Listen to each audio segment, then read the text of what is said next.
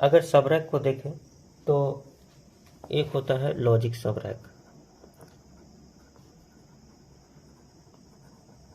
एक होता है लॉजिक सब रैक, इसको LK7C भी देखते हैं हम लोग। अब इसमें तो फ्रंट साइड में लॉजिक सब रैक के पीछे भी काट देते हैं, तो पहले फ्रंट साइड भी देखते हैं। फ्रंट साइड में जो है आपका IPU6C ये पहला कार्ड होता है। उसके बाद होता है F4864I।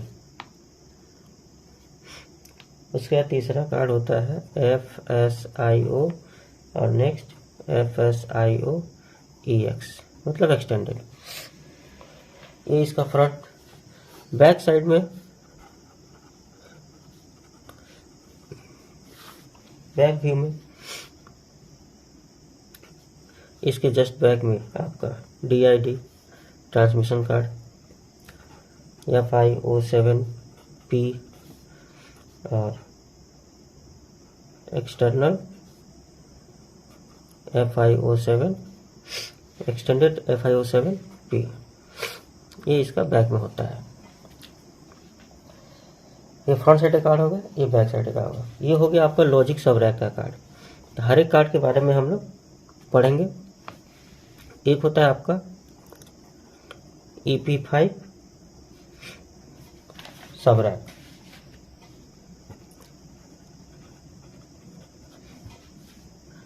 इसको वाइटल इनपुट आउटपुट मॉडल भी बोला जाता है। वाइटल इनपुट आउटपुट मॉडल भी बोला जाता है। इसमें क्या होता है, इसमें आपका लाइन टू भी दो कार्ड रहता है इसमें दोनों सिस्टम के लिए। उसके बाद PIO2 कार्ड रहता है। ये मैक्सिमम हम 5 एकोमोडेट कर सकते हैं इसमें। तो ये आपका EP5 सब रैक होता है। तो डिस्ट्रीब्यूटेड EI में आपको गुमटीज में EP5 सब रैक ही मिलेगा, यानी जो आउटडोर में है, आउटफील्ड में जो EI बैठाया हुआ है गुमटी में, रिले रूम में, गुमटी के रिले रूम में या केबिन में जहाँ भी, तो वहाँ पे EP5 सब रैक मिलता है। और ये दोनों लाइन टू भी ये आपका पावर सप्लाई कम कम्युनिकेशन कार्ड होते हैं, जो कि लॉजिक सब रैक के साथ कम्युनिकेट करते हैं। तो फील्ड से जो भी आने का हुआ या फिर फील्ड को जो भी जाने का हुआ, वो भाया लाइन टू भी कार्ड होते हुए लॉजिक सब रैक को जाते हैं। लॉजिक सब रैक आपका सेंटर में होता है, सेंट्रलाइज होता है, वो वहीं से सारा चीज गाइड होता है। तो गुमटी में आपको EP5 सब रैक मिलेंगे, यानी अगर यार्ड में जो गियर है, मान लीजिए ईस्ट में यार्ड में जो गियर है, तो ईस्ट गुमटी का रिले रूम में एक EP5 सब रैक रहेगा क्वेश्चन का। वेस्ट में जो है, वेस्ट में जो यार्ड है उसमें वहाँ जो एसेट्स जो गियर दिए गए हैं, तो वहाँ पे डिस्ट्रीब्यूटेड EI में वहाँ भी एक रहेगा। एक सेंटर में भी EP5 रहता है। आप देखिएगा लॉजिक सब रैक के नीचे में EP5 सब रैक भी रहता है, जिसमें कि सेंटर में जो गियर सब लगे हुए हैं या फिर जो फील्ड से आ रहे हैं, उसको इस कार्ड के माध्यम से EP5 सब रैक से होते हुए लॉजिक सब रैक में जाना होता है। यानी कहीं से फील्ड से कहीं से कुछ भी आए, वो आपका EP5 सब रैक होते हुए, यानी PIO2 कार्ड होते हुए, लाइन टू भी कार्ड होते हुए लॉजिक सब रैक को जाता है। ये इसका एक प्रोसीजर है। डायरेक्ट लॉजिक सब रैक में इन नहीं होता है।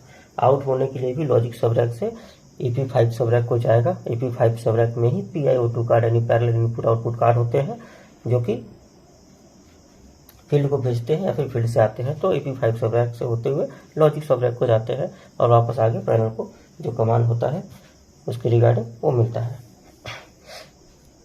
तो इसमें लाइन टू बी कार्ड और PIO2 कार्ड होते हैं। ETPIO2 कार्ड बोलते हैं इसको, electronic terminal parallel input output card. इसमें आपको लाइन 2B और PIO2 कार्ड दो तरह के मदर PCB लगे रहते हैं।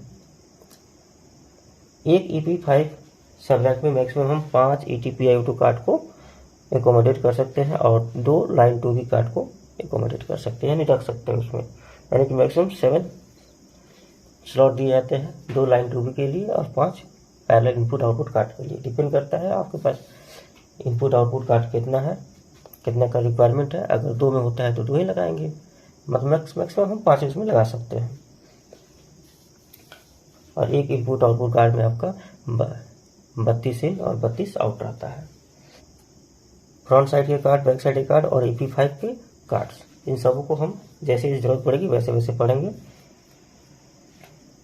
पहले शुरू करते हैं IPU6C। ये जो कार्ड है इसके बारे में क्या काम है, इसका क्या है, कौन सा कार्ड है ये। तो IPU6C एक पावर सप्लाई कार्ड है जो कि लॉजिक सब रैक में जितने भी कार्ड हैं उन सबों को वो पावर प्रोवाइड करा देता है। जितने भी मॉड्यूल हैं सबको पावर प्रोवाइड कराता है। इसका पावर डायग्राम मैं बताऊंगा।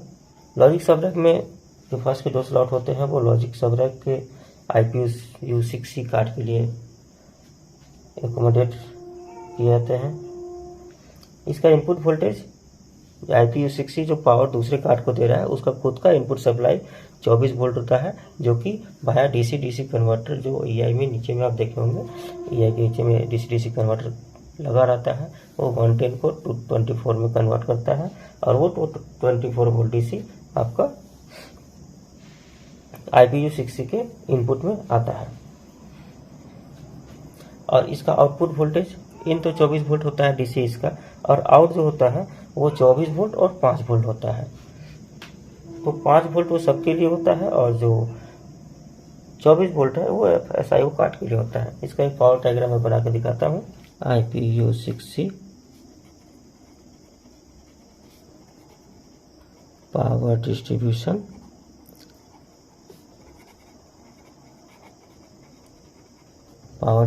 डायग्राम।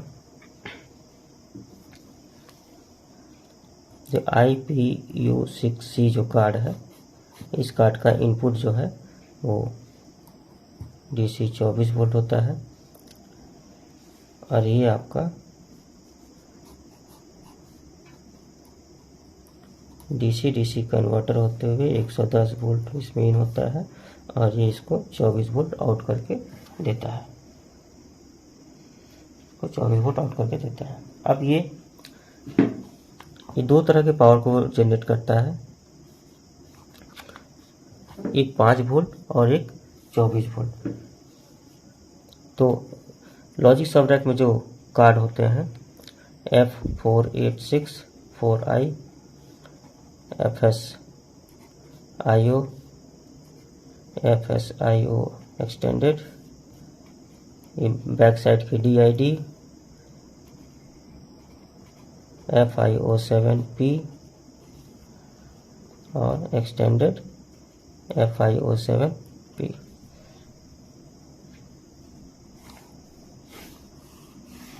तो IPU6C जो कार्ड है उसका काम है बाकी सभी कार्डों को पावर प्रोवाइड करना।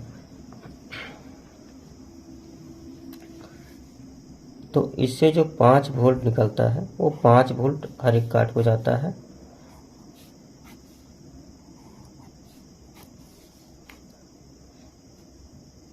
और जो 24 वोल्ट होता है वो केवल FSIO कार्ड को जाता है। ये इसका पावर डायग्राम है। इस तरह से ये पावर को शेयर करता है और प्रत्येक के लिए अलग से DC-DC इनपुट इसमें लगे रहते हैं कन्वर्टर। प्रत्येक कार्ड के लिए पावर अलग से जनरेट होकर जाता है, यानी कि आइसोलेट पावर सप्लाई हर एक कार्ड को इसके थ्रू मिल जाता है, जो कि इसमें इनबिल्ट रहता है DC-DC कन्वर्टर IPU6C कार्ड में।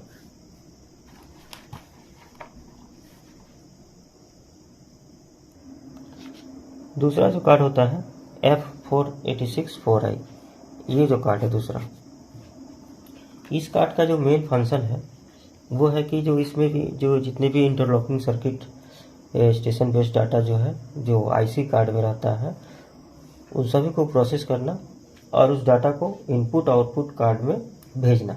F486 4i 4 that mean fail safe 32 bit का इंटेल प्रोसेसर होता है। ये 2 आउट ऑफ 2 आर्किटेक्चर होता है। 2 आउट ऑफ 2 आर्किटेक्चर मतलब कि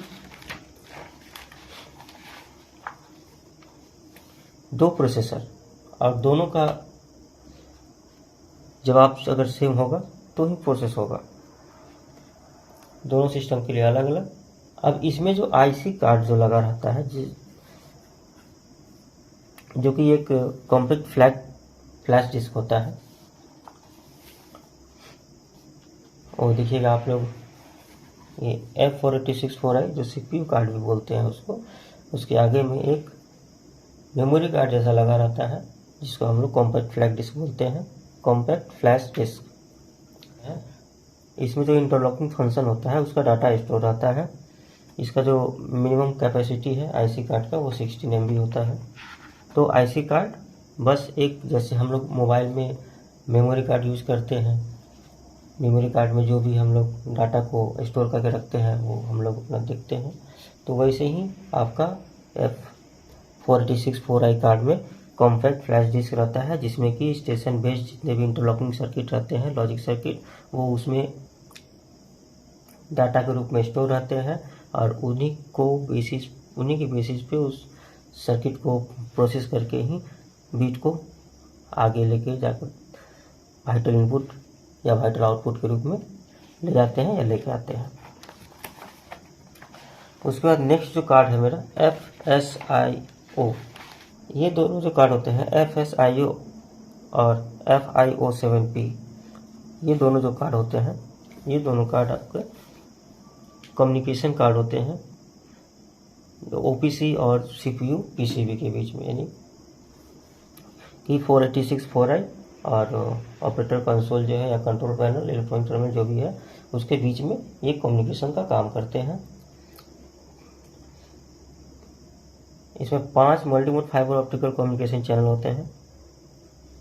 3 चैनल जो है वो वाइटल कम्युनिकेशन के लिए और एक चैनल आपका MTC यानी मेंटेनेंस कंसोल के कम्युनिकेशन के लिए रखा जाता है, और एक चैनल जो है स्पेयर वो उसको रिजर्व रखा जाता है। एक कम्युनिकेशन चैनल में मैक्सिमम 15 इनपुट आउटपुट बोर्ड को कनेक्ट किया जा सकता है।